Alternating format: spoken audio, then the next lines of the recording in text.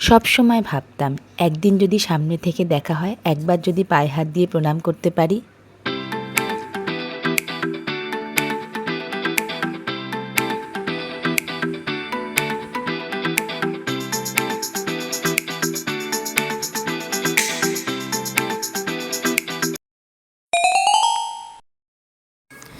Good morning, rise with Saptadipa চ্যানেলে তোমাদের সবাইকে স্বাগত।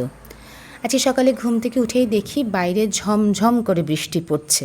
একবারের জন্য মনে হয়েছিল আজকে আর যাওয়া হবে, কিন্তু না, আজকের দিনটা আমার কাছে খুব স্পেশাল। তার কারণ আজকে আমি এমন একজনকে দেখতে পাবো যাকে দেখা আমার বহুদিনের স্বপ্ন।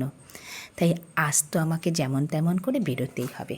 তাই একটু ঝপঝপ রেডি হয়ে নিলাম। বাইরের বৃষ্টিটার জন্য একটু চিন্তায় ছিলাম, তারপর ভাবলাম না, বেরিয়েই পড়ি, না বেরোলে আর বেরোনো হবে না। যাই হোক, বৃষ্টি মাথায় করে স্টেশনে এসে দাঁড়ালাম। কিন্তু এখানেও সেই সমস্যা, দেখি লাস্ট 2 ঘন্টা ধরে কোনো ট্রেন নেই। অনেকক্ষণ ওয়েট করতে করতে ফাইনালি একটা ট্রেন পেলাম। অ্যাটলিস্ট আমাকে দমদম অবধি তো পৌঁছাতেই হবে, কারণ দমদম পৌঁছালে আমি মেট্রো পেয়ে যাব। যাই হোক, শেষে ট্রেনও পেলাম এবং মেট্রো করে সোজা পৌঁছে গেলাম দমদম থেকে ময়দান।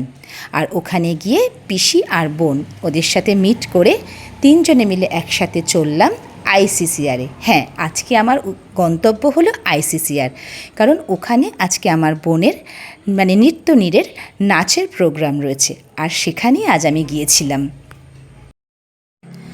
আইসিসিআরের চারপাশটা ঘুরে দেখছিলাম কি সুন্দর করে সাজানো, কি পরিপাটি করে গুছানো প্রত্যেকটি কোণা, এবং অদ্ভুত সুন্দর। আমি জানি তোমরা অনেকে আইসিসিআরে গেছো, বহু প্রোগ্রাম দেখেছো। সত্যি এটি যেন নিজস্ব এক ঐতিহ্য বহন করে চলেছে। আর আমি মনে মনে ভাবছিলাম, কি জানি ওনার দেখা পাবো তো আজ।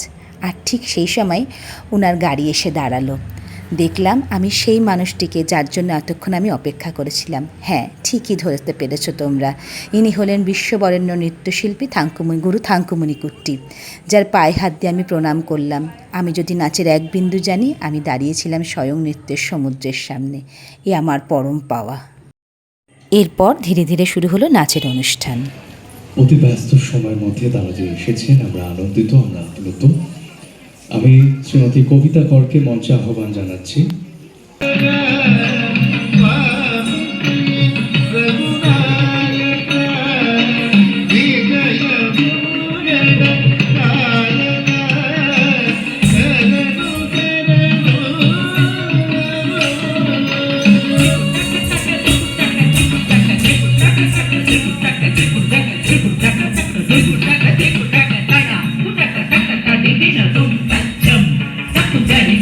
এরপর গুরুজিকে সংবর্ধনা দেওয়া হলো। গুরুদক্ষিণা, যা ছাড়া বোধ হয় কোনো শিষ্যের শিক্ষা সম্পূর্ণ হয় না। যতক্ষণ স্টেজের পারফরমেন্স আমি দেখেছি, ততক্ষণ আমি মন্ত্রমুগ্ধ হয়েছিলাম। কখনো কখনো একটা সেকেন্ডের জন্য আমি চোখের পলক ফেলতে পারিনি।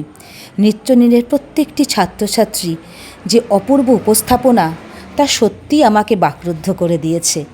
আশা করি আমি হয়তো সম্পূর্ণ ভিডিওটা এখানে আপলোড করতে পারলাম না। যদি পারতাম তাহলে তোমাদের দেখাতে পারতাম কি অদ্ভুত সুন্দর উপস্থাপনা। এবং নৃত্যনীরের কর্ণধার কবিতা কর, তার উপস্থাপনার তো কোনো তুলনাই হবে না। আজকের দিনটা আমার কাছে স্মরণীয় হয়ে রইল।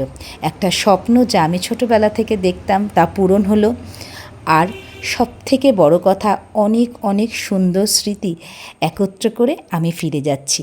দেখা হবে পরের ব্লগে, ততক্ষণ সাথে থেকো।